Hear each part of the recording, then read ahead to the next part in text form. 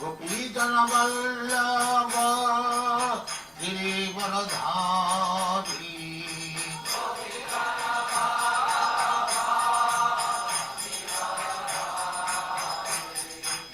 Gopijana Vallabha Girivaradhari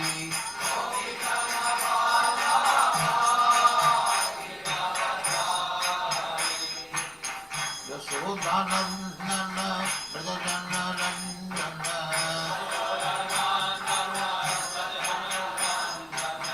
Yasodhanandana Brajajana Randana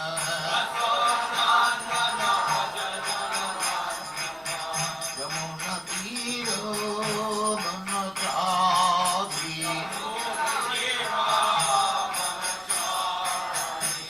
Yamuna Tiro Vanachari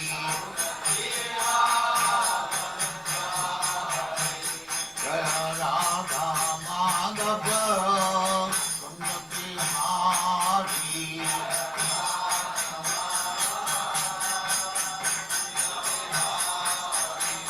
Jaya Radha Madhava Vannabhihari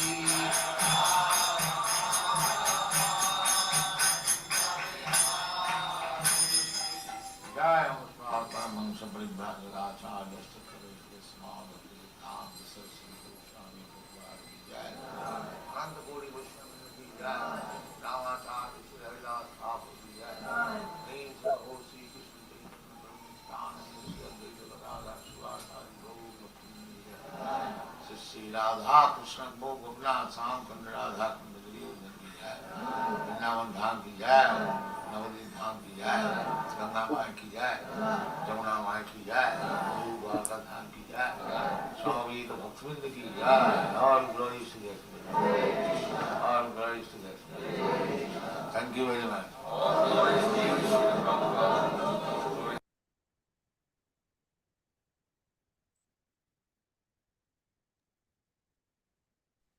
Hare Krishna, dear devotees, please accept our humble obeisances. All glories to Jagat Guru Srila Prabhupada. All glories to Gurudev, all glories to assembled Vaishnavi devotees, and all glories to our revered speaker, His Grace ARADHYA Prabhu. Prabhuji, we thank you so much for being here with us today again.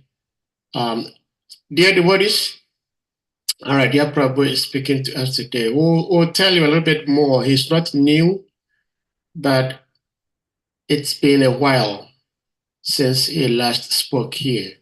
So we'll tell you a little bit more about his humble self at the end of the class, by which time many more devotees would have been here. So Prabhuji, like I said, we thank you for being here again. And without further ado, we may put the verse on the screen and then you take it over from here. Okay. Okay, Hare Krishna. Hare Krishna. I'll start with the prayers. You can put the spoon. Yes.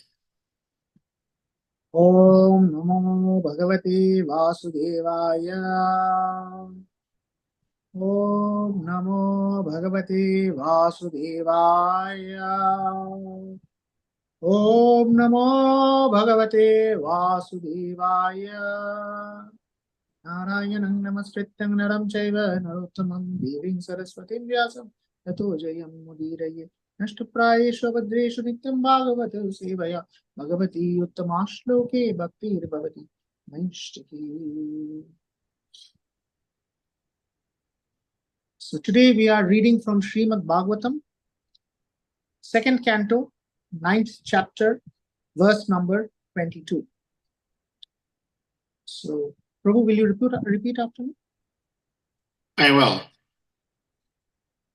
Manishitanubhavoyam Manishitanubaboyam Mama Lokavalokanam Mama Lokavalokanam Yad Upashrutya Rahasi Yat upashrutya rahasi. Chak artha paramam tapa. Chak artha paramam tapaha. Manisitanubhavoyam. Manishitanu Mamalokaavalokanam. Mamalokavalokhanam. Yad upashrutya rahasi. Yat upashrutya rahasi. Chak artha paramam tapa. Chak artha paramam tapaha. Manisitanubhavoyam.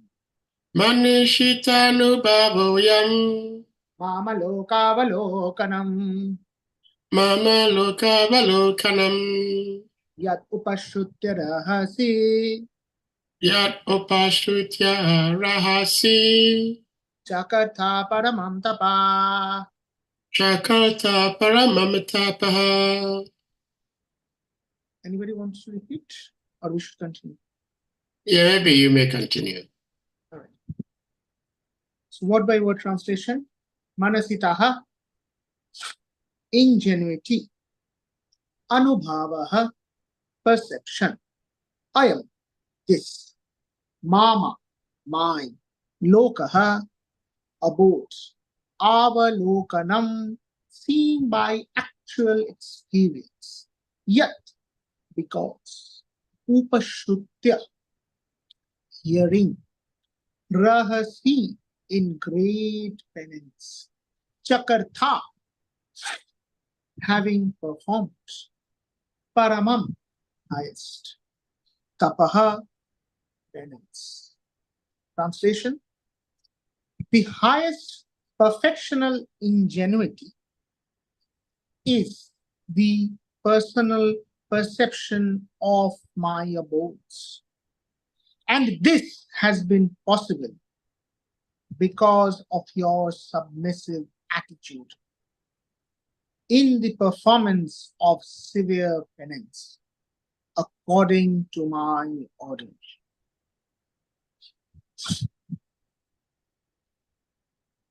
Purport by His Divine Grace A.C. Bhaktivedanta Swami Srila Prabhupada ki. Purport. The highest perfectional stage of life is to know the Lord by actual perception. By the grace of the Lord, this can be attained by everyone who is willing to discharge the act of devotional service to the Lord as enjoined in the revealed scriptures that are standard and accepted by the bona fide acharyas, spiritual masters. For example, the Bhagavad Gita is the approved Vedic literature accepted by all the great acharyas such as Shankara, Ramanujacharya, Madhava, Chaitanya, Vishwanatha, Baladeva, Siddhanta Saraswati, and many others.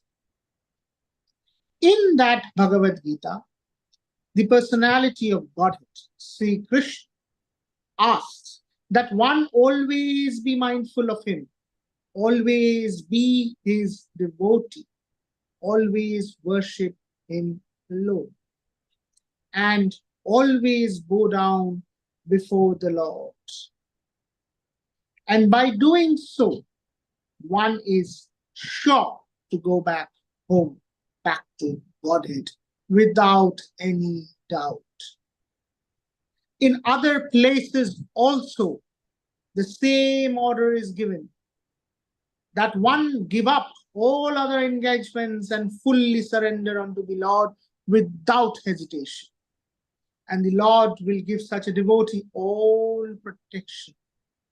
These are the secrets of attaining the highest perfectional stage. Lord Brahma exactly followed these principles without any superiority complex. And thus he attained the highest perfectional stage of experiencing the abode of the Lord and the Lord himself with all his paraphernalia. Impersonal realization of the effulgence of the Lord's body is not the highest perfectional stage, nor is the stage of Paramatma realization. The word Manisita is significant. Everyone is falsely or factually proud of his so-called learning. But the Lord says the highest perfectional stage of learning is to know him and his abode, devoid of all illusion. Now we'll do the Mangalacharan prayers.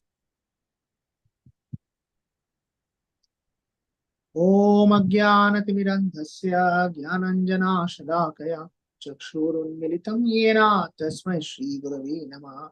Namo Vishnupadaya Krishna Prasthaya Bhutale Srimate Bhakti Vedanta Swami Ti Namine. Namaste Saraswati Devi Gauravani Pracharine Nirvishesha Shunyavadi Paschatya Deshatarine Nityanandam Aham Nami Sarvananda Karam Param Harinama Pradam Devam Avadhuta Shiromanim Namo Mahavadannaya Krishna Prema Pradayate Krishnaya Krishna Chaitanya Namne Gauratishe Namah. He Krishna Karuna Sindhu Dina Bandhu Jagatpati Gopesha Gopika Kanto Radha Kanto Namaste Tapta Kanchana Gaurangi Shira Dev Vrindavaneshwari Shobhanustute Devi Pranamami Haripriye Vancha Kalpatarubhyasya Kripa Sindhu Bhaevacha Patitanang Pavanebhyo Vaishnavebhyo Namo Namah. Jai Shri Krishna Chaitanya Prabhu Nityananda Vaita Gadadhar Shivasadi Gaura Bhakta Vrinda. Hare Krishna Krishna Krishna Hare Hare Hare Ramo Ramo Ramo Hare Hare. Mukam Karoti Vachalam Pangum Langayati Girim Nityavatamaham Vande Shri Guru Dinatarinam Shri Chaitanya Ishwaram Paramananda Madhavam. Krishna Padaya Krishna Prasthaya Krishna Padaya Krishna Prasthaya. Hare Krishna. I hope I am audible and visible, clear and loud. Yes. Thank you. So at the very onset, I want to thank you, all the organizers of Hare Krishna Africa, for inviting me and allowing me to serve devotees. So with that, I start. So while starting, I think I would want to go back to the translation. So if you are seeing this video, you're live and you have a book in front of you, please grab a marker or a highlighter or a pen and mark 3 things in this translation. What are the 3 things? So Krishna is speaking over here to Brahma. And what is he saying? He is saying that the highest perfectional ingenuity is the personal perception of my abodes. Now, this is the most important. The highest perfection, how is it possible? Okay, it is possible because of your submissive attitude in performing severe penance according to my.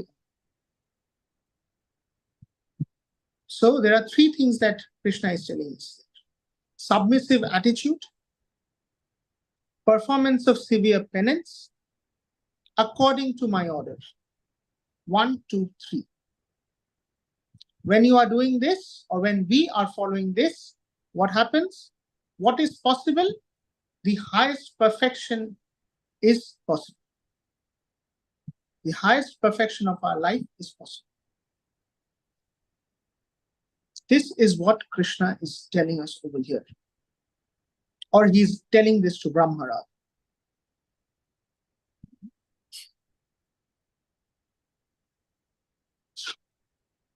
If you look at Srila Prabhupada's purport over here, there's a beautiful line which Prabhupada is writing. As our Sansthapak Acharya, as our founder Acharya, as the principal Acharya, as the Shiksha Guru of all devotees of ISKCON, what is our Acharya telling us? Please mark this line. This is something that our Acharya is promising us directly over. He's saying, by doing so, one is sure to go back to Godhead, back home, back to Godhead, without any doubt.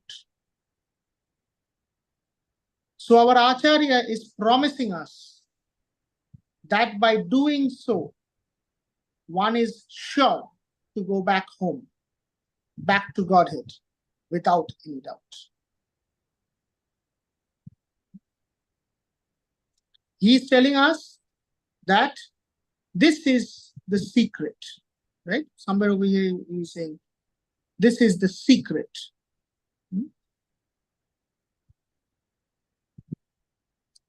So we are being handed out the jewel, the secret of how we can get ourselves out of this miserable material condition.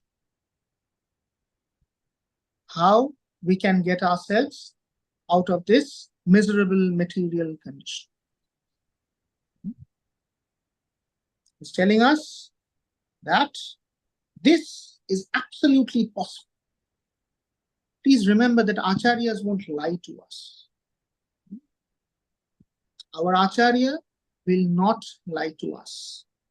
What he is writing here is 100%, 120%, 100% 200%, 1000%, whatever number of percentages you feel comfortable with.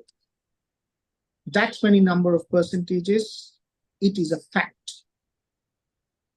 That is why our Acharya, while writing, he adds the sentence, he adds the phrase, without any doubt. He could have said that by chanting, you will go back home, back to Godhead. He could have written this sentence, right? That's all that he needed to write in this sentence, but he did not stop at that. He used two words. What are the two words? He said, sure. By doing so, one is sure to go back home. Sure. And then again, he repeats with a phrase. What did he say? Without any doubt. He says, without any doubt. This is almost like Kalena. What was that shloka?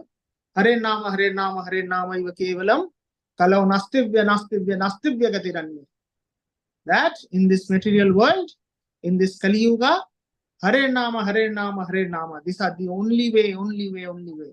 Nastivya, Nastivya, Nastivya Gatiranya. No other way, no other way, no other way. Why was it saying that? 3 times? Emphasis. To bring an emphasis. Similarly, Prabhupada is also giving an emphasis over here. And that emphasis should not be looked down upon. It should be taken with the utmost seriousness. He's emphasizing on the word sure.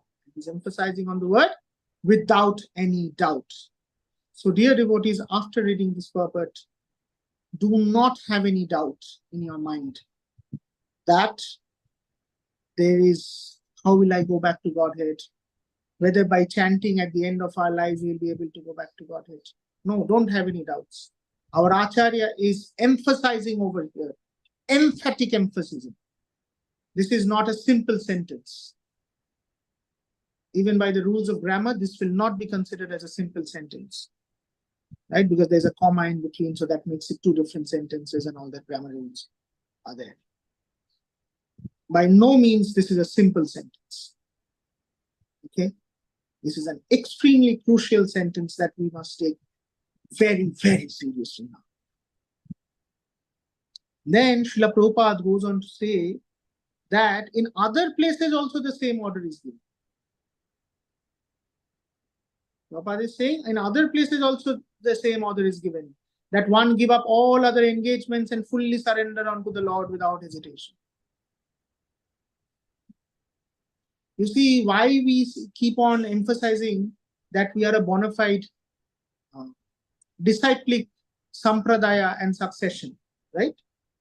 We keep saying that, right? Whatever we hear from our guru, we are going to say. Whatever Prabhupada has heard from his guru, he is going to say, right? So if you go into Nectar of Instruction, in Nectar of Instruction, shloka number 8, if we go over there and we go into the purport, we will see that in one purport, Prabhupada is quoting Srila Bhaktisiddhanta Saraswati Thakur, his Guru Maharaj. And to his Guru Maharaj is also saying, one who has not yet developed interest in Krishna consciousness should give up all material motives and train his mind by following progressive regulative principles. Namely, chanting and remembering Krishna, his name, his form, his quality, his pastimes, and so forth.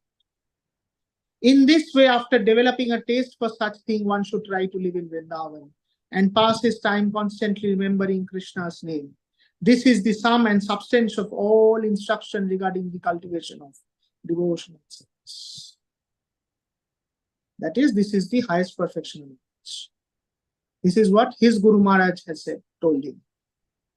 This is what Bhaktisiddhanta Saraswati Thakur had told Srila Prabhupada.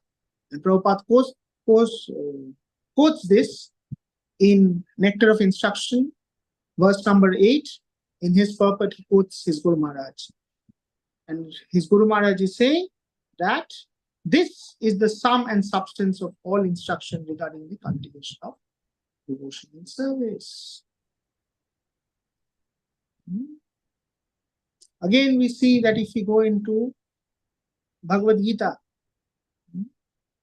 if we go into chapter 9,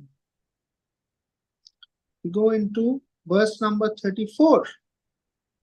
Bhagavad Gita, chapter 9, verse number 34.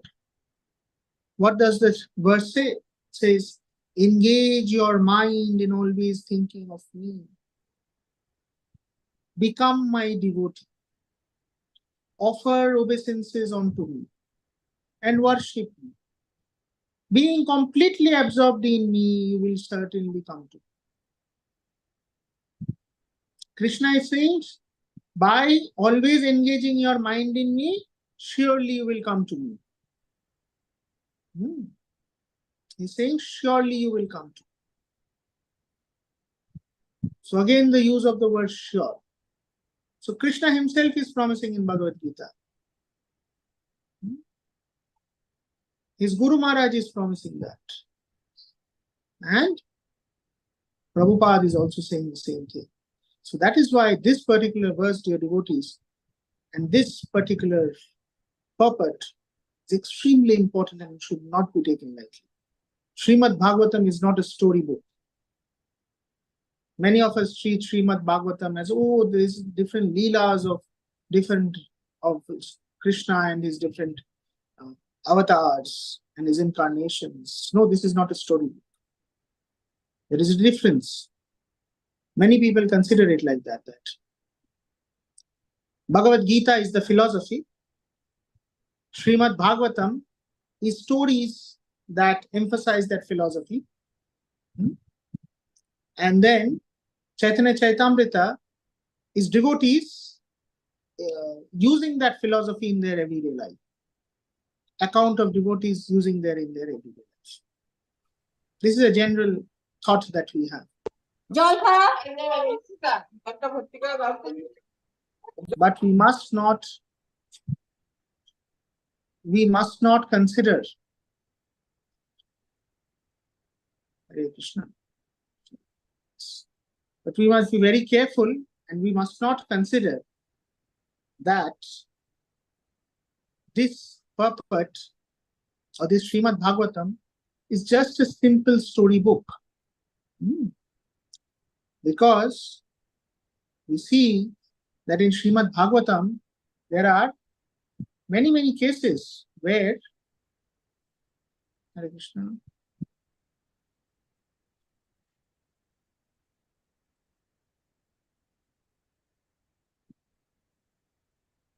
Is it okay now? Yes, you are audible, Prabhuji. Okay, all right. Sorry, I thought that I was not audible. All right. Thank you. So, Srimad Bhagavatam, in this purport, we can see that reading of Srimad Bhagavatam is also equally important because there are instructions by Krishna. that are as important as Bhagavad Gita itself. So it is not a storybook. Srimad Bhagavatam is not a storybook. They are not just stories. They are also devotional instructions which are extremely crucial in our lives to perfect our lives. We are seeing a parity between Srimad Bhagavatam and Bhagavad Gita to this particular verse, right? Because in this verse, Krishna is saying that it is possible because of his submissive attitude and things like that, right?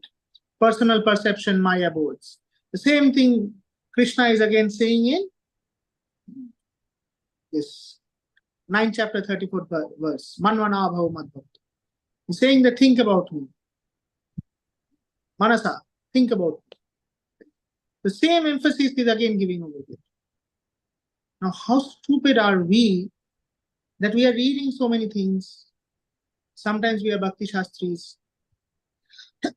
Sometimes we are Bhakti Vaibhavs. Yet, after doing all these things, we are still not able to attentively chant our 16 rounds. Sometimes our mind is going here and there. Of course, dear devotees, I'm speaking about myself. I'm not speaking, judging anyone, criticizing anyone. Okay? Whatever I am saying is for my own purification over here. So there are a lot of great Vaishnavas in our movement. They're very, very pure souls, so I'm not judging them. So please don't take offense of my words. All my words over here are for my own purification. But it is a fact.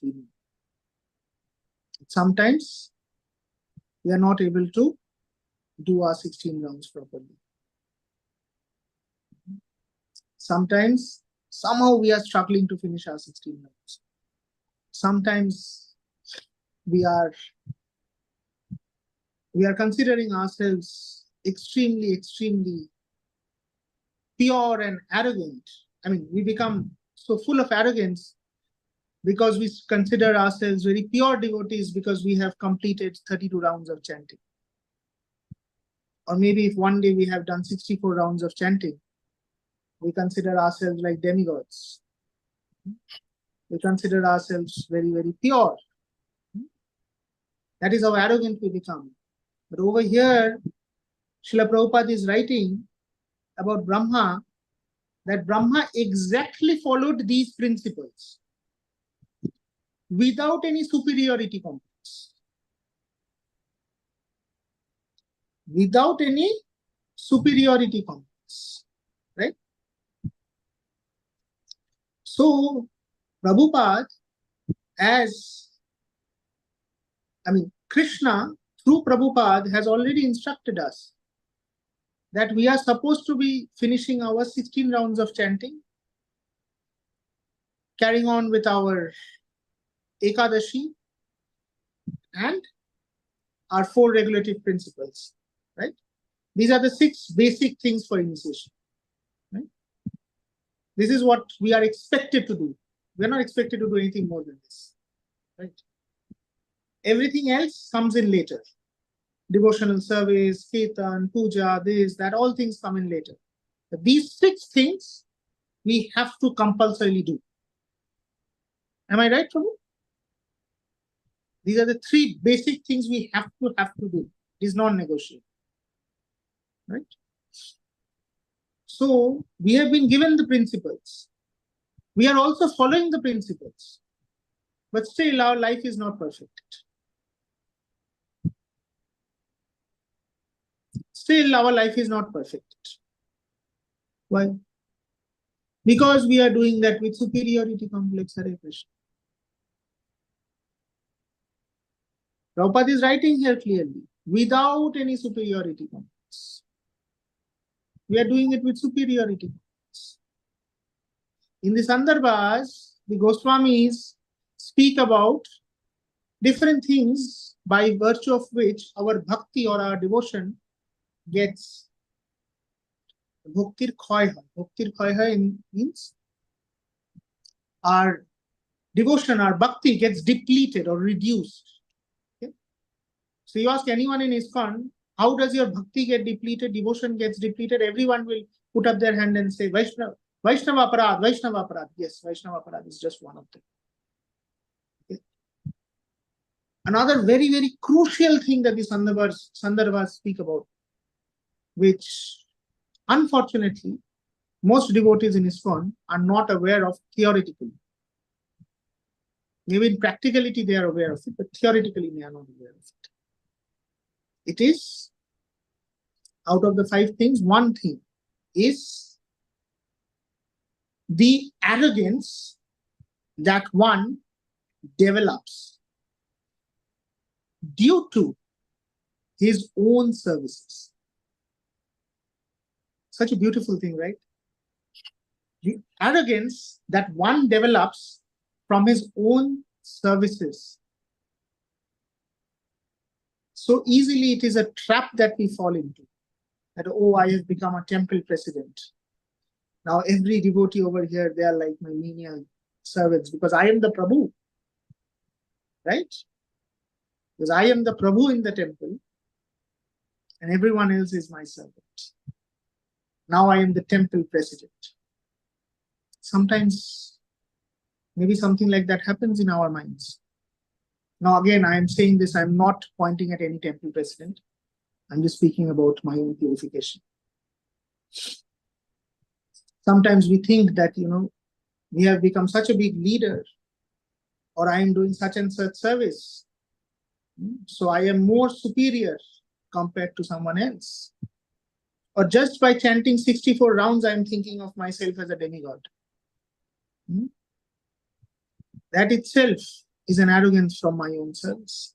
And the Sandarbhas, the Goswamis are clearly saying that that is the very cause of depletion of bhakti. That superiority complex. Srila Prabhupada is writing the same thing in his purport. And he's saying Brahma exactly followed these principles without any superiority complex. Thus, what happened? He attained the highest perfectional stage of experiencing the abode of the Lord and the Lord himself. So we must always remember that the endeavor that we are doing in bhakti, what is that endeavor? That endeavor is to know Krishna, is to love Krishna. Right? When we are in a race, when we are trying to do a journey, we always want to complete that journey successfully, right? If you're driving down from one place to another, or let's say all of you have want to go to Vrindavan, and you have come all the way up to Delhi in your flight or in your trains or whatever way. Now you're going to drive to Vrindavan. You want to reach Vrindavan as fast as possible, as smoothly as possible, right? You do not want any interruptions over there, right? On the way, highway from Vrindavan, Delhi to Vrindavan, you might come across nice buildings, wonderful green forests. Now, hardly any green forests exist on that highway, but anyways, still, when you're on a road, if you see something beautiful, you do not stand on that road. You do not park the car on the sideway and start enjoying that greenery, that beauty, or that building, and you start saying, "Oh, I'll stay here only. I'll not go anywhere else." We do that. You don't do that, right? At max, you might make a stop, appreciate what you're appreciating, and then you move on with your journey because that is the higher priority. Do I make sense? Because that is the higher priority. So in this case also, in our journey of life, we are making a journey of purification and going towards attaining the highest knowledge, the highest perfection. And in that same journey, when we are having so many distractions around us, we are not supposed to park our car on one side lane and stay over there and then forget that, why did I even hire this car? Why did I come to India? Why did I get a flight to Delhi? Why am I in this position? We don't forget all of that. We prioritize our journey to Vrindavan. And we are on that journey to Vrindavan now. That metaphor is the geographic area Vrindavan in the country known as India. And the Vrindavan that we aim in our life is Goloka Vrindavan. So we are all on a journey towards Krishna's abode, towards Goloka Vrindavan. We cannot afford to stop on the side way and under any circumstances be deviated. Sometimes we may lose our way, we may get stuck. That is why Krishna has so nicely, he has made these arrangements time and again. He has given us these books. He has sent us his devotees. He himself came in 500 years ago as Chaitanya Mahaprabhu. What else do you want him to do? He himself came 500 years ago with his whole entourage. He made the whole thing very, very simple. Brahma's penance that we are talking over here was a severe penance. Was a severe penance. And the penance that we are supposed to do is so simple. Srila Prabhupada has given us that penance. 16 rounds of chanting, 4 regulated principles, and Ekadash. That's it. Right? This is the only penance we are supposed to do.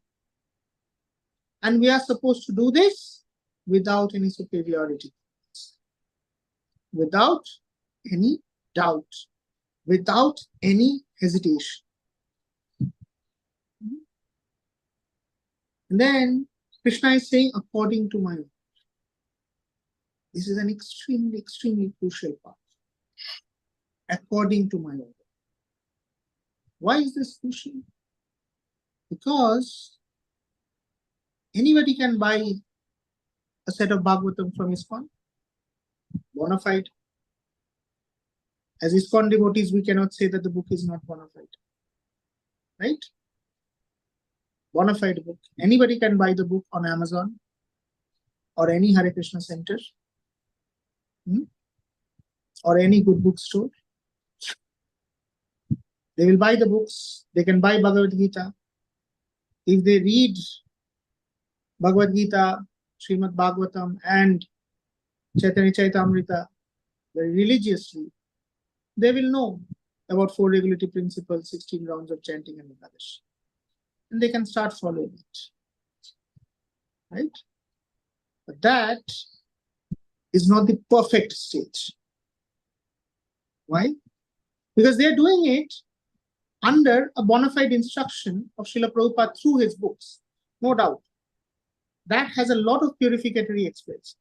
We all know stories of how some amazing devotees have got connected to our movement through reading Srila Prabhupada's books. There are stories of devotees, who have read his books and became devotees. And then later, book distributors, when they reached that person, they started crying that, I've been looking for you for so many years. So we all know these stories. Definitely. Srila Prabhupada's books are like time bombs. They can create havoc in people's lives, no doubt. But ultimately, Diksha is important. Initiation is important. Surrendering yourself to a guru is also important. So here, who is this guru? And why is guru so important? So guru, by definition, it is said that Gu shabdastu andhakaraha, Ru shabdastu tannivarakaha. Andhakara nirodhitva, Guru iti abhidayate. Means that Guru has 2 syllables, Gu and Ru. So Gu, the first syllable of Guru, Gu, comes from the word Guhya, which means deep, deep. Ru shabdastu andhakara. means darkness. Okay? Ru means andhakara, darkness. So that deep, deep darkness of ignorance, of no knowledge. Anybody who is enlightening us and helping us to get rid of that,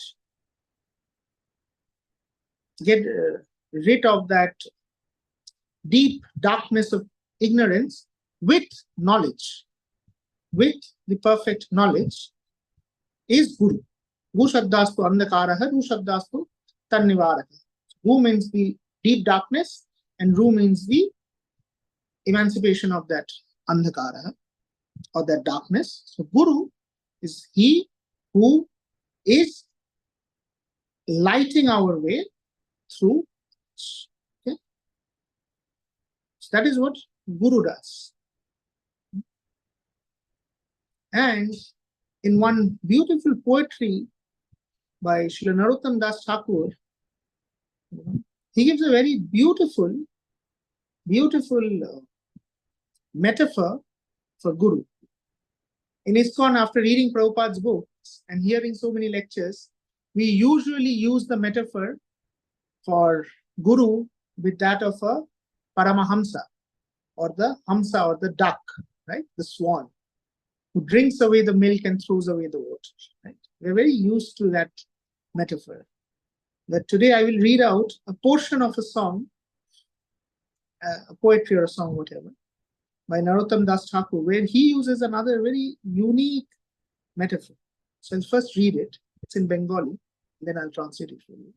It says, Shobhabo chariya, shobhabo dhoriya, sadhu shone koro dekha, she sadhu kemon, shobhab jemon, janibe kumar poka, onno kit dhori, nijo grihe puri, apono boronno kore, temoti janibe sadhu mohajon, shobhab charate pare, shobhab charaia prem janaiya, apono boronno kore. So what he says, what is Narottam Das Thakur saying? That first he's saying that Shobhab Charya, give up your old habits. Shobhab is habits. Shobhab Dhoriya, take up a new habit. What habit? Sadhu shone koro dekha. Go and meet a sadhu. Go and meet a sadhu, or a Vaishnava in this case. She sadhu kemon, how will that sadhu be? Shobhab jemon janibe kumar poka. So that sadhu will be having the habit, Shobhab Jamon, his habit will be like that of a kumor poka. Kumor poka is a potter wasp. Okay, there's an insect called the potter wasp. What does a potter wasp do? A potter wasp, the female wasp, before she wants to lay eggs, she will go around collecting little bit of sand and soil, and then she'll build a small nest.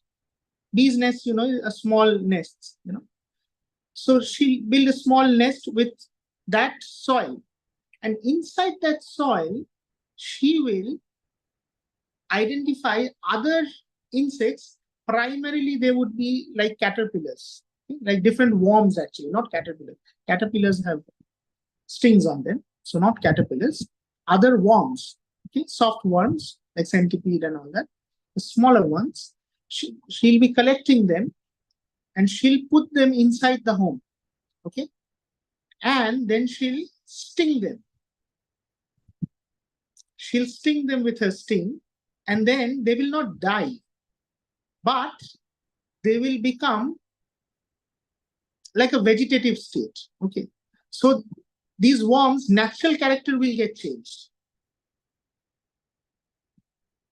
Okay. And then from the body of that worm, the glue and the slime that comes out, that helps to create an environment which is conducive for the potter wasp to lay her eggs. Okay.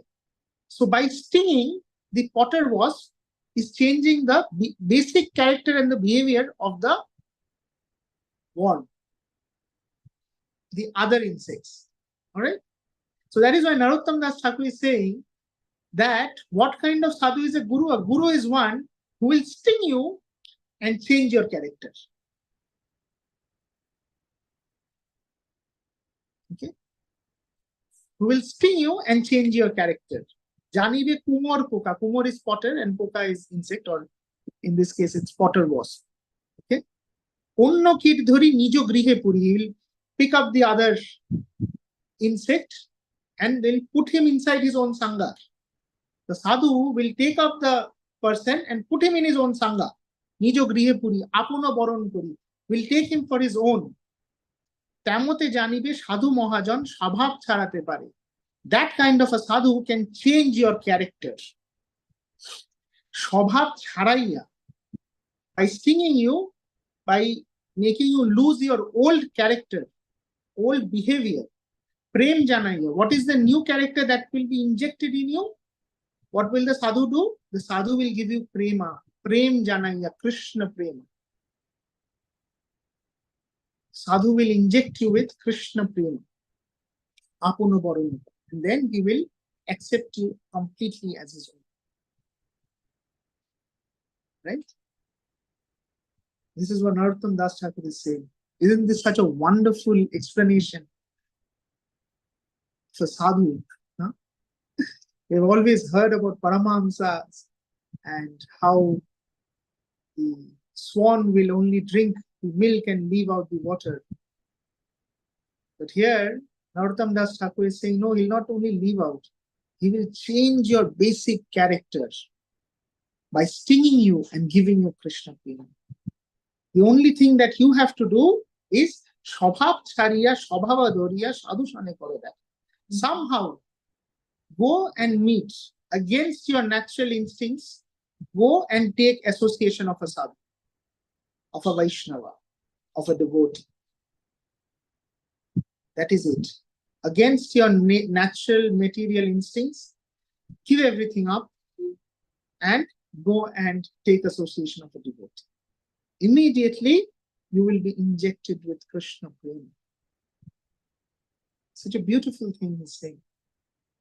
So we, dear devotees, we are always around devotees. We are surrounded by some extremely wonderful devotees. Our movement is filled with wonderful devotees. And I can say that with conviction because Srila Prabhupada's mission, the way it has grown, the way it sustains, it would not have been possible if this movement was not filled with pure devotees with pure intentions to love Krishna and serve Prabhupada. More than loving Krishna, love Prabhupada.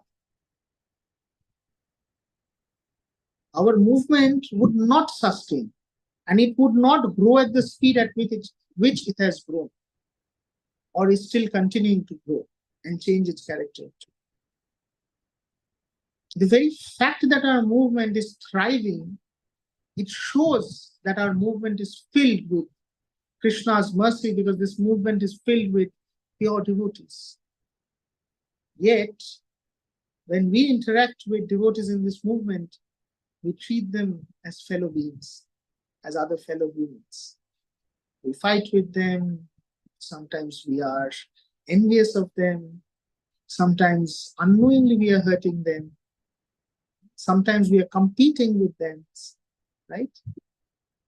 Without realizing that these devotees are those potter wasps,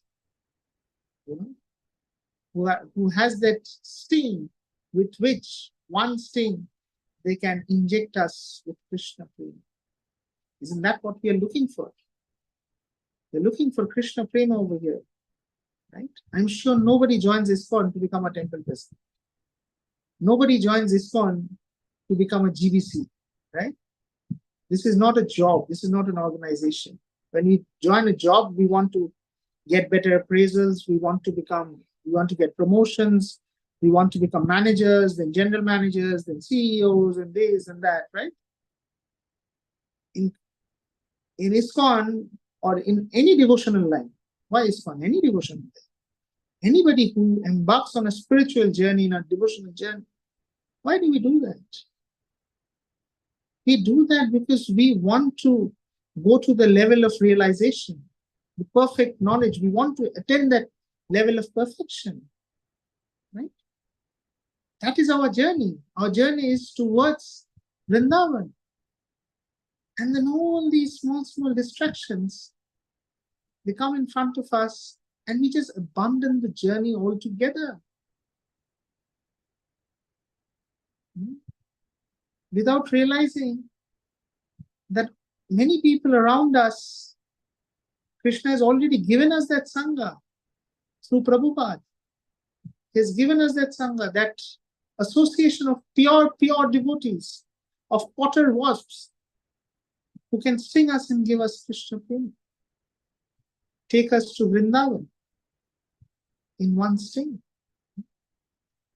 So, dear devotees, after reading this purport, it is extremely crucial that we take our lives extremely seriously, and we also understand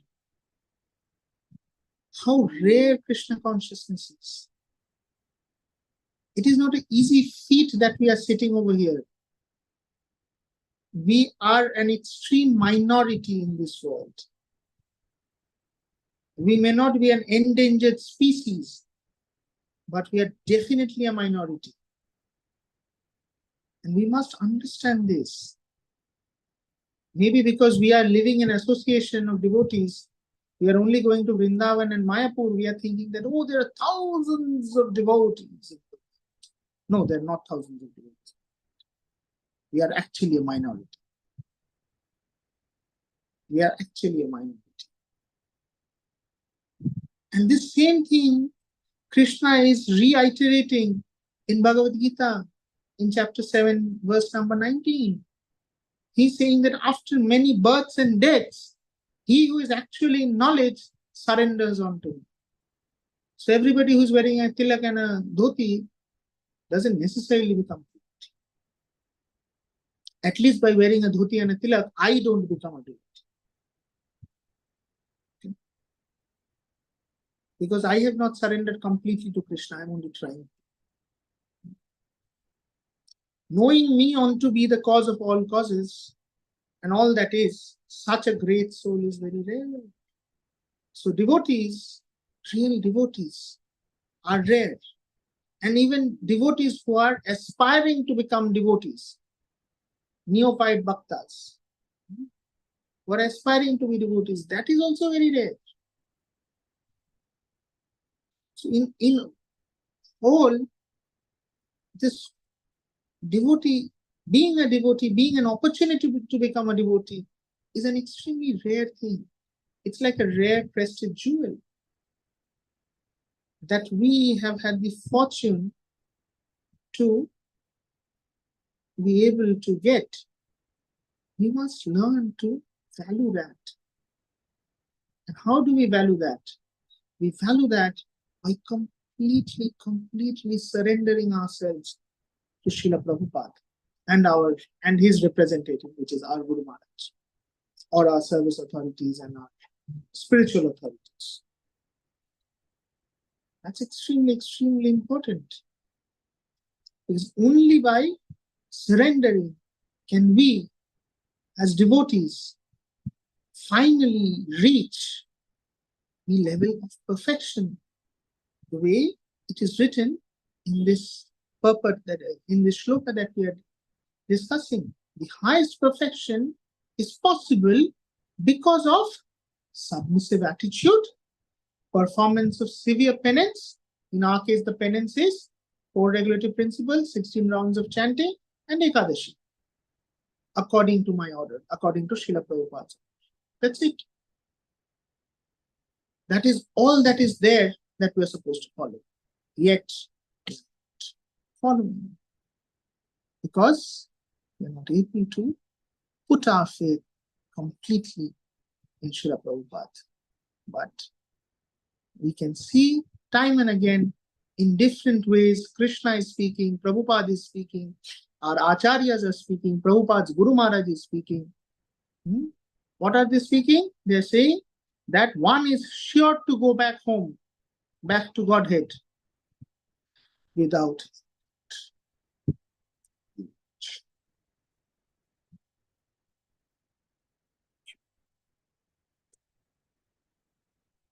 So now open myself up for questions. Hare Krishna. Thank you so much, Sri ARADHYA Prabhu. Very, very beautiful and deep instructions as to how to possibly attain Krishna in this particular lifetime. So dear devotees, if anyone may have questions, realizations, comments, you may want to raise your physical hand or your emoji hand, virtual hand, and you'll be asked to unmute. Okay, we have Srimad Prabhu, please. You may unmute. Hare Krishna, my obeisances, all glories to Srila Prabhupada, all Hare glories to Krishna. the Assembly. Thank you for you. In your discourse, you mentioned how sometimes we get deviated by titles, and sometimes our devotees get deviated by titles, temple president, GBC, those kind of things. And you also mentioned that we're actually not an organization. So I'm just trying to see how each can function. Primarily, I think that each can functions more like an organization with a spiritual message. And the reason why devotees sometimes get caught up with the machinations of organization. The Yes. titles we use do not really, in most cases, represent spiritual titles, except maybe sannyasi and guru. But then, those who take care of temple, we call them presidents. And then we have GBC and all that stuff. But if we are functioning more like a religious body, a religious system, then the titles are different. Then you hear temple priest, you hear like imam, reverend, pastor. But the ISKCON is functioning more like organization with the title of president and so on. So it makes it easy for people to get caught up with the politics and machination of an organization. And then they get deviated from the religious values and system.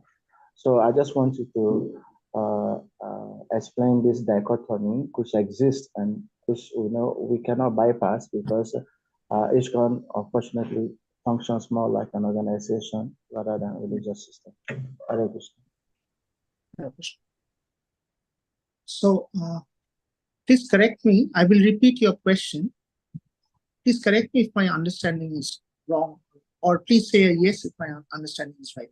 So your question over here was that because ISKCON runs as an organization, and it is very easy for many of us who hold some different official positions in this organization to get confused with our organizational designations and our spiritual advancements, right? By virtue of that, we kind of get wholly caught up in that spider web, right? Yes. Yes. Okay. Yes. Thank you. So I will not comment on, how we should do this, we should do that, because most of the people, they're way more senior Vaishnavas than me. They all have their wonderful ways of dealing with this, because in our movement, like I said, our movement is filled with wonderful Vaishnavas, and they also hold very important positions in our movement.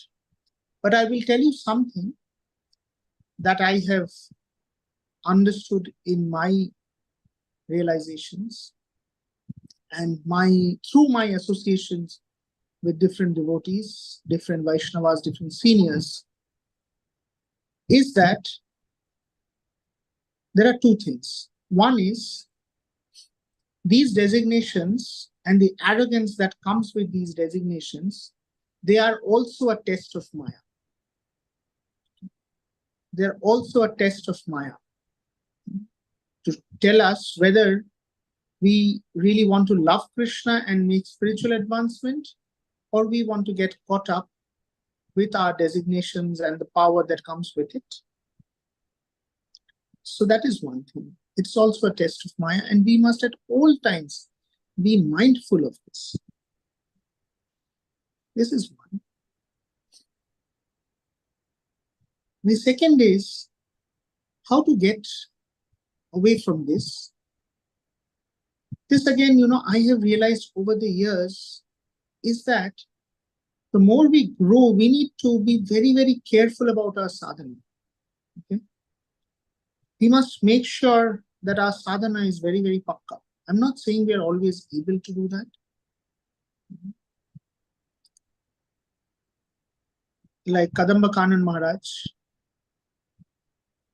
Kadamba Kanan Maharaj is Swayam Bhagavan Maharaj's Guru Maharaj, right? Who left his body last year? Yes. Yes. So Kadamba Kanan Maharaj, in his last lecture, he had given a wonderful explanation of, how our devotional lives are like a juggling ball. The three balls we are juggling.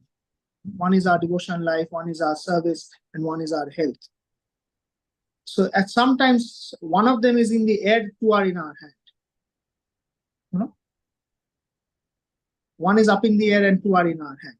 So we have to continuously keep juggling. That is an example that he had given. And at the same time, so we must understand this, that when we are in these power-of positions, there will be obstacles that will come. And what has helped me personally is to understand that beyond a point, we don't really have seniors who scold us or correct us. Our seniors are there only to give us blessings.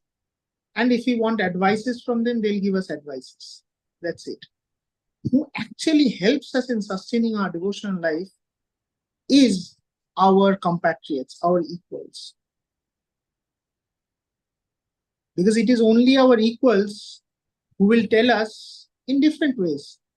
Sometimes by complaining about us behind our back, sometimes by pointing fingers straight on our face. But they are the ones who will help us remain grounded and show us that we are going off track. Okay? So equals, having friends, having good relationship amongst devotee community, amongst equals, is an extremely, extremely crucial factor in sustaining in devotional life. So if we grow up, if we are going up to become, temple general manager and this and that, eventually we will see that many of our friends with whom we started our devotional life, they're gone. They're just not there. And because we are preaching, now we'll have a lot of devotees who will be like, oh, Prabhu, Prabhu, Prabhu, right? They're just going to keep gloating us. It's only our compatriots, our equals, who helps us. These are the two things that, I have seen in my life. I think it is very, very crucial that we always keep this in mind. That our sadhana is extremely important. And next thing is our equals. It's very important to have a very, very good relationship with our equals. Have nice relationship with our equals. Be surrounded with equals all this time, who gives us critical appreciation, with whom we have the relationship where they can criticize us constructively and we are also able to take it. And we also give them feedback. So that as a whole, in an association, we can all go back home, back to Godhead together. Right? We are Goshthanandis, we are not Bhajanandis.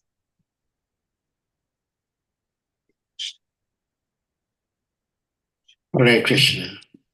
I hope that answers your question, Prabhuji. Shivagara Prabhu, do you have something to say? All right, thank you. All right. Okay, Hare Krishna. Well, ARADHYA Prabhu, thank you so much. Fortunately for myself, I am not the one speaking Srimad Bhagavatam today.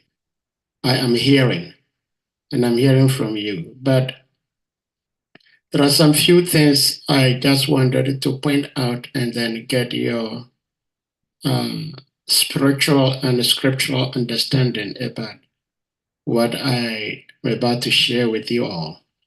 And that is, we just read from the text, and you highlighted three important things. One is that Lord Brahma was very submissive to the Lord. We are also taught to be very submissive. And because we are taught to be submissive, which of course is a very essential ingredient in our spiritual growth, some of us sometimes either become the mammal called rabbit, or we become the bird called ostrich. The rabbit, when it's being chased and becomes scared, it just closes its eyes and assumes that he is no more being chased after. But that is not true. He's still being chased after. The ostrich may bury its head in the sand and will not see its surrounding and thinking that it is not being chased after. So some of us, out of this submissiveness and humility, may see things that are not going on right, that we need to say something about it. But we move our eyes as if we did not see it. It's not happening. And like Srimad Prabhu was saying, we know our first goal is spirituality, but we also live in an organization because there are 2-3 different people, different backgrounds coming together. So there must be a discipline outlined for us to follow. Yes. Now, if someone, assuming that he must be submissive, he must be very humble, and sees nonsense going on in his environment and shuts his eyes, shuts his mouth, and says that I'm not seeing, I'm not hearing, then how do we expect Srila Prabhupada's house to flourish and to grow and to be able to sustain itself? What do we do? There are 2-3 ways of looking at the same thing. I know where you are coming from. Many devotees over here may find this discussion bewildering because they were new to the movement. But anyway, since this is a public program, I will speak about this with you as palatably as possible without taking names and examples.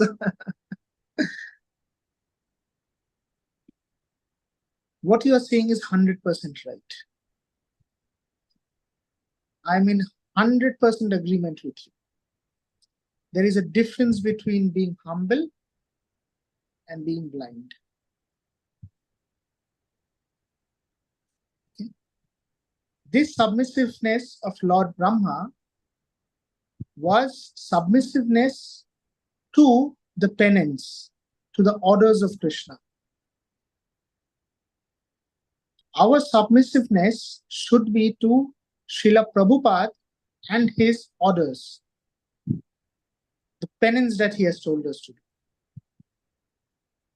Like, we must always stay together. We must learn to tolerate. We must not quarrel amongst each other. Bhaktisiddhanta Saraswati Thakur's last will, one sentence he writes, you must not quarrel with each other. Even then his disciples quarreled and fought, and we know how Gauriya Math broke. So our submissiveness should be towards these principles. What we do is, we forget these principles. We fight on these principles. We compromise on these principles. But we are the first one to voice our criticism towards other people, or stop ourselves from I mean, it's both ways, or stop ourselves, or taking a side and supporting some wrong activities going on within the organization blindly. Okay, so over here we must remember that, see, this is our house. This is Prabhupada's house. Anybody comes to destroy my house, I will protect my house. There is nothing wrong in protecting my house.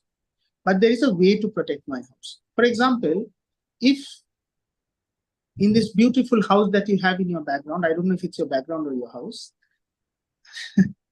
in this beautiful house, if there is a thief that walks in, you are within the law to protect your house, but you are not within the limits of your law to murder that person out of your anger. If you murder that person and then you go to the court and say, oh, I was very angry and I murdered him, the court is not going to take it as an answer. So there is a law within that law, right? There is a law within that law. How much you can do to protect your house. In case that person is trying to physically attack you, in that case, in your defense, your protection, if you kill that person, the court is going to accept it. Then it comes within acceptable limits, right? So our rights to protect our house is also bound by certain degrees of fencings, right? So we as devotees must understand that, yes, it is within our rights to protect our house. But then there are fences and boundaries which we must know when, where, on what situation to cross. For example, if I see, let me see how many people are here in the group.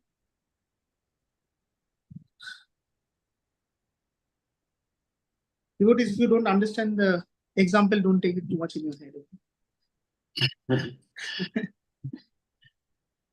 See, Prabhuji, I'm not interrupting, but I could understand. You are understanding where I'm coming from. Where you're coming from, because of course we're trying to be devotees, and we want to be extra careful of not committing offenses, showing disrespect, especially to our superiors. But and just one thing I'll add over here. Okay, go ahead. There are situations I myself, ARADHYA Bhagavan Das, has also crossed the ultimate boundary in certain cases. Yeah. We do have to cross. It is not that you don't cross the boundary at all. Yeah. To protect the house of Prabhupada, you might have to cross the boundary. That is okay. But the whole thing should be only one intention, protecting the house of Prabhupada. Because intention matters. It is not that, we do the ultimate politics and remove a temple president to become a temple president myself. Yeah. That is not acceptable. Yeah. Well, thank you so much for highlighting that important point. But what I was going to share is that I was listening to you very attentively, and you were very careful in your choice of words, because you did not want to speak to offend anybody. Neither did you want to speak specifically to any particular situation. But this is the problem in speaking Krishna Katha, because depending on what the text says and the statements Srila Prabhupada makes in his purport, the speaker is bound to speak around such angle of discussion. And so Srila Prabhupada himself has stated in Bhagavad Gita chapter 10, texts 4 and 5, which describes lots of qualities that are very positive for devotional service. And Srila Prabhupada explains truth. No. Let me see if I may put it on the screen. Let me see here. I think I have it here.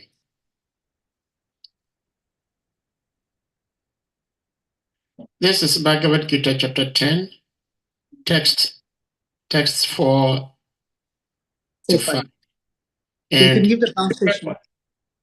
Okay, in the translation, intelligence, knowledge, freedom from doubt and delusion, forgiveness, truthfulness, control of the senses, control of the mind, happiness and distress, birth, death, fear, fearlessness, non-violence, equanimity, satisfaction, austerity, charity, fame, and infamy.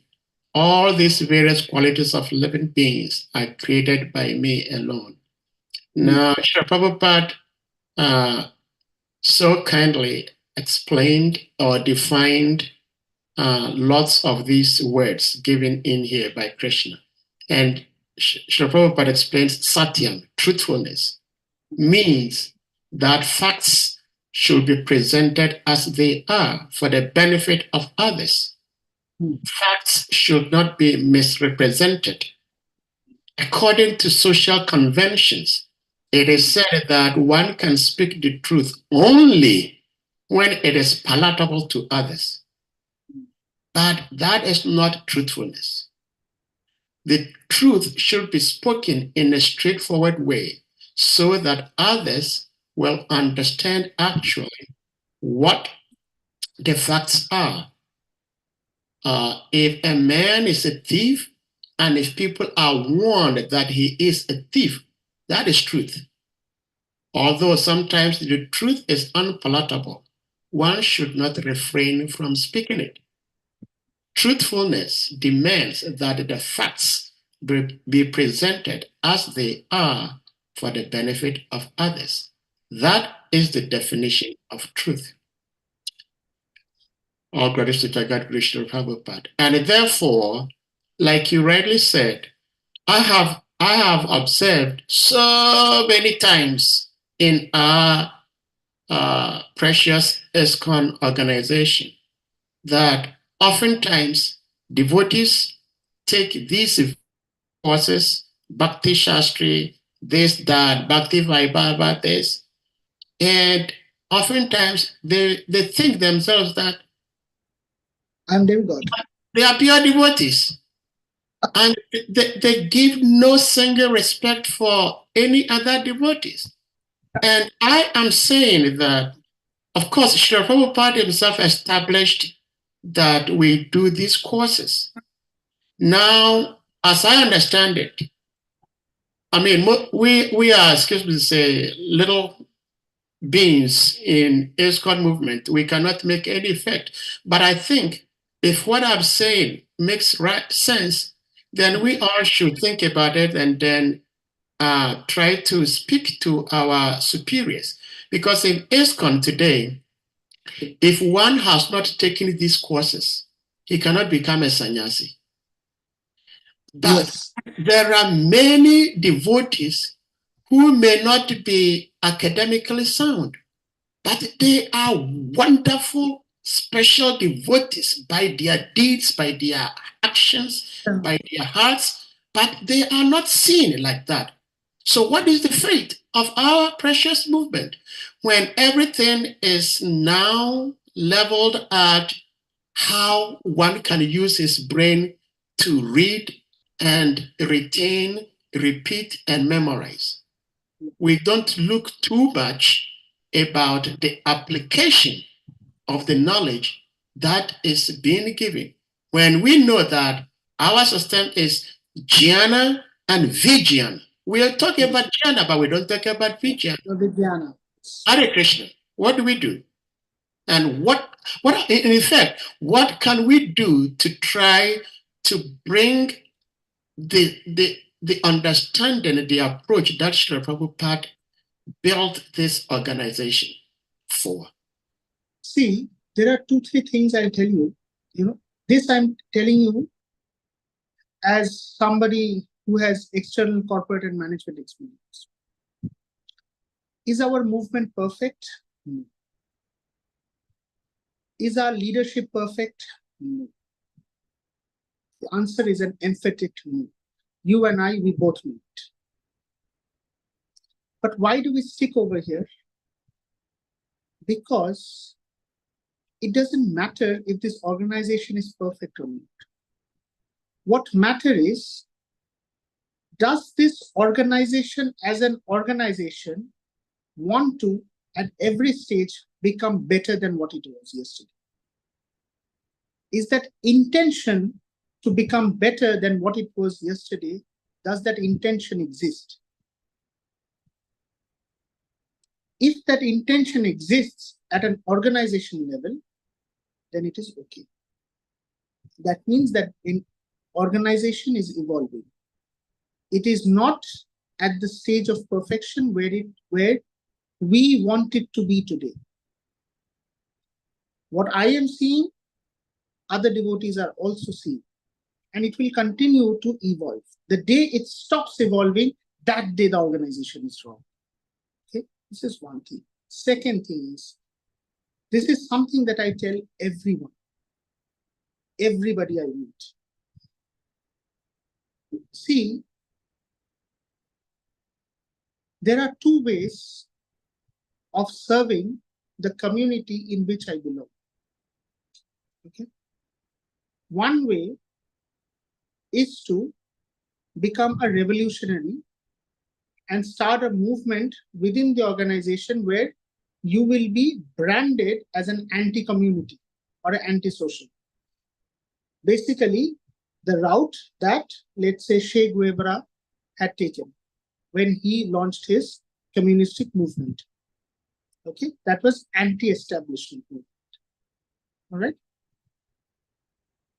Okay, so that is one way where you want to become a revolution, where you do not want to conform to the society.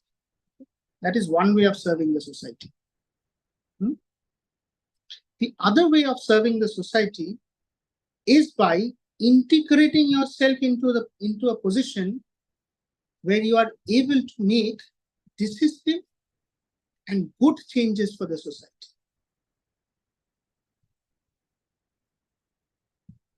One of the biggest problems of our movement is, actually there are two problems in this particular context. There are many problems. In this context, there are two problems. One is, we don't have seniors who appreciate juniors to come up. Okay. And then there are juniors who wants to leave and be on their own. They don't want to have to do anything with the society anymore. So it's a both-way ticket. What is important is, we should, if it was my house, if it was a family, do I leave my family? That is not really what we do. We integrate back into the family. We take up more responsibilities in the family. We make positive change into the family by taking things up in my own hand, right? That is what we do. That is exactly what we are supposed to do in this society as well. Now you can tell me that, oh, how will I start fighting with a GBC? He's not giving me position, he has the power. Yes, you are right. That is basically another problem. But we have to keep striving for it.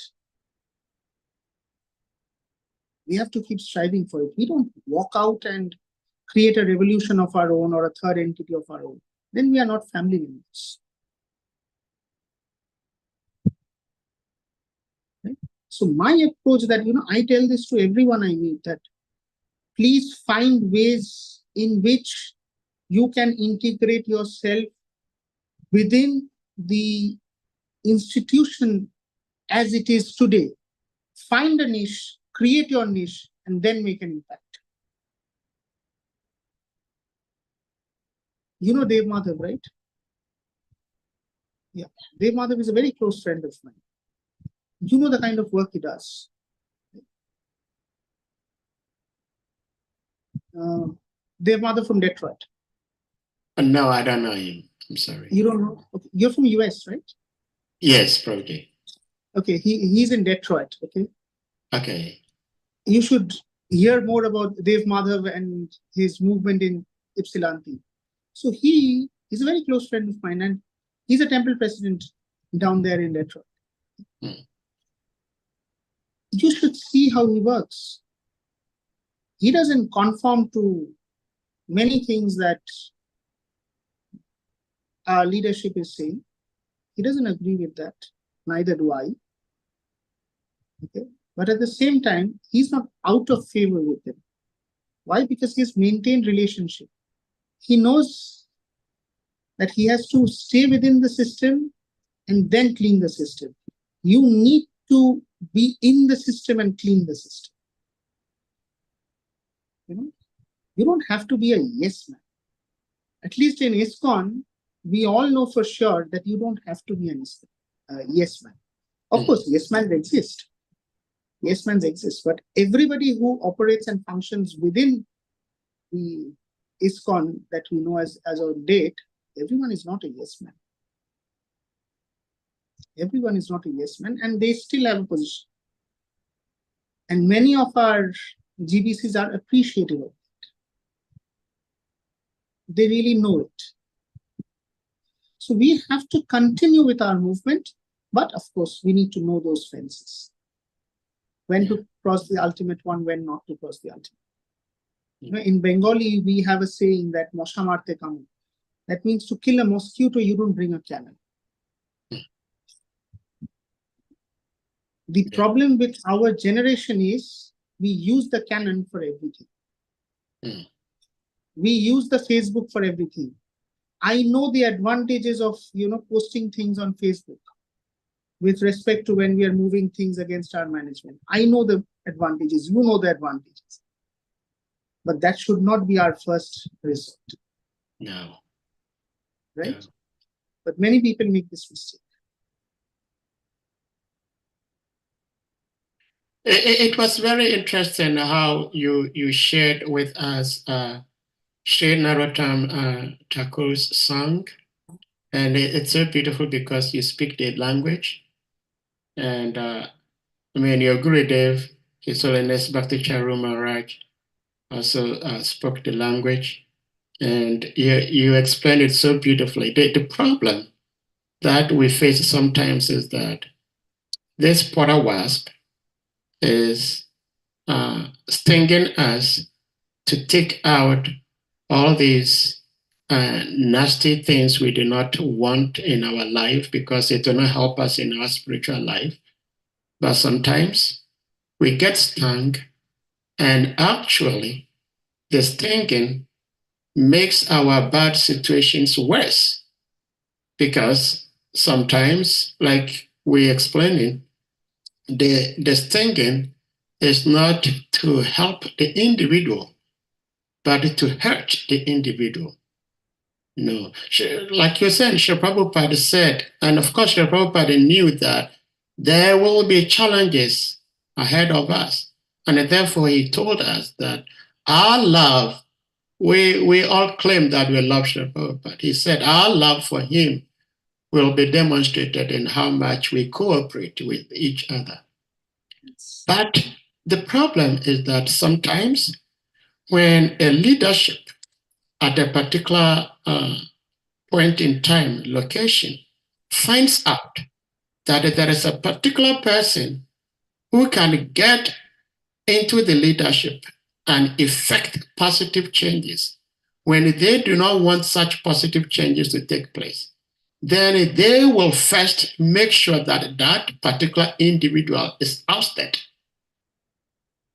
And it happens. In fact, just yesterday, I'm speaking too much today, but this is very important to me. Just yesterday, I was speaking to a co-worker at work, and this person was telling me he was working at one place. They were all peers. No one is superior to another, but one amongst them was behaving as if he was the supervisor and was instructing them, do this, do that. So at one point, he challenged him, says, "You are not my supervisor." And he reported him to a real superior. And the real superior he asked, what are you?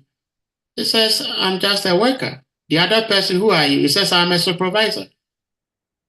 And the ordinary person who is speaking the truth got fired. And the other person, who is not a supervisor, stayed. So this is the problem. The authority did not sit down to truly find out whether this accusation leveled against this person is true or false.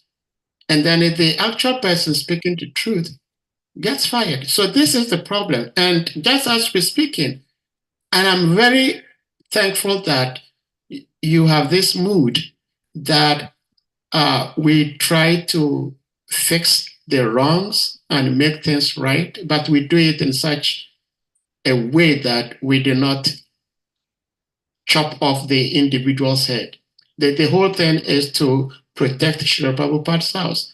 And if that is the intention, it's all good. So if devotees accept and acknowledge that this is a bona fide, authentic thing for us to do, then I am urging, humbly urging devotees that we do not become ostriches, we do not become bunny rabbits, close our eyes as if there is no problem. Because if we close our eyes, then our house may catch fire in the very near future.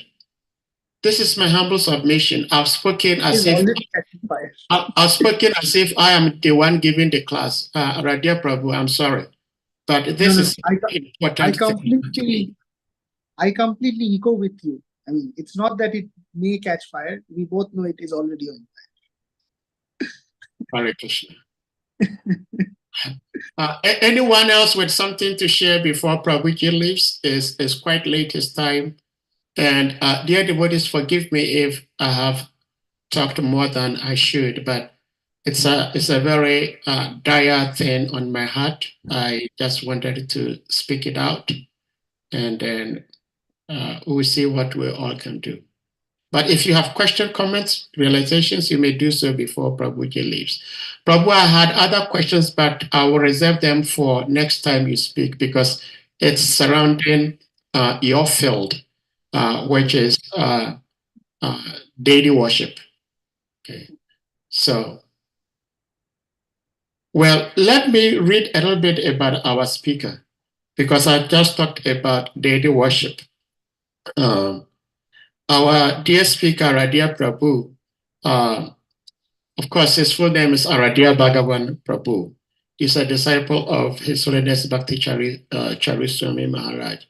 Prabhuji, your guru is like a twin brother of my Gurudev, His Holiness Bhakti Swami Maharaj. No, we love him so much. Of course, everybody, I say everybody because we understand what I mean by everybody, but everybody in ISKCON loves Bhakti Chari Swami Maharaj so much. Why? Because it's just so sweet. It's like a burfi. Whichever part you bite or you chew on is so sweet. And he met with Bhakti Swami Maharaj's disciples in Washington, D.C. around 4 or 5 months before he left us. And it was so difficult, very, very difficult to see him leave us. But, well, I don't want to go there. It's quite emotional. But our speaker is an engineer and in MBA. See, that is also very good. Someone who is an engineer, he fixes things up. So naturally, if something isn't going on right, he would like to fix things up. And Srila Prabhupada wanted us to fix things up. There are so many quotations where Srila Prabhupada says, if you are fixed up. So he is presently working with a global constructing major. In his leisure time, he is into photography. His works has been featured in the National Geographic a couple times. He's been a servant of Srila Prabhupada's mission for almost a decade and over. Amongst his many services, he was actively involved in the landmark book Hidden Treasures of Calcutta, the birthplace of Srila Prabhupada. It's a project that is an ongoing. He's done extensive research on Srila Prabhupada, Calcutta, and history of the Gaudiya activities in Calcutta, post Bhaktisiddhanta Saraswati Thakur. He is also associated with the Vaishnav Library, the Bhaktivedanta Research Center in Calcutta. He is also trained in deity worship. And that is why I said that I have some questions on deity worship, but we spent so many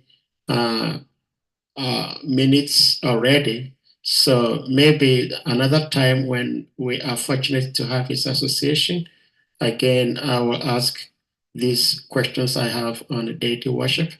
And so this is His Grace ARADHYA Bhagavan Prabhu, who has been so kind to be with us today, even though it's quite late his time. Prabhuji, we can't thank you enough for being here, and we hope we can have your association in the very, very near future. Again. Forward to serving all devotees. No, thank you so much, Prabhuji. And I like the conversation you and I had now. I would like to have that more on one-on-one. Yes. We can do that. We can do that. Yes, we can do that. Very few people think like this. Yes, I really appreciate it. And I see you also came in with some devotees, and dear devotees who are here especially due to invitation of His Grace ARADHYA Bhagavan Prabhu. Me sitting here, Sahadev Das, my apologies to you all if some of my words came across as being harsh. It did not come with any ill intent, but a little bit of passion for trying to keep Srila Prabhupada's house intact. Keeping Srila Prabhupada's house intact begins with individually keeping ourselves intact. So I know I'm gullible, I'm fallen, and I'm working on myself. And at the same time, while working on myself, also working on how to protect Srila Prabhupada's house. So this is why I spoke the way I spoke. And like I said, if I offended anyone, koti dandavats to you all. Prabhuji, if you have concluding words, you may say that before we bring this to a close. Hare Krishna. So I just want to thank you for all of you for having me, for inviting me. I invite all of you to come to Calcutta to have prasad with us at Srila Prabhupada's birthplace. And I look forward to more associations, both physically and online. Hare Krishna. Hare Krishna. Thank you so much, Prabhuji. I look forward to see all of you in Calcutta, and maybe if I can someday come to Africa. Hare Krishna. Hare Krishna. So at this point, dear devotees, we're going to unmute and we all chant Hare Krishna Mahamantra to express our appreciation to our revered speaker, His Grace ARADHYA Bhagavan Prabhu. Jai. Hare Krishna, Krishna Krishna, Hare Hare. Hare Rama, Rama Rama, Hare Hare. Vancha kalpataribhyascha kripasindhubhyo evitra Akitana Vavanebhyo Vaishnavebhyo Namo Namaha. Namo Namaha. Right. His Grace ARADHYA Bhagavan Prabhu ki Hi.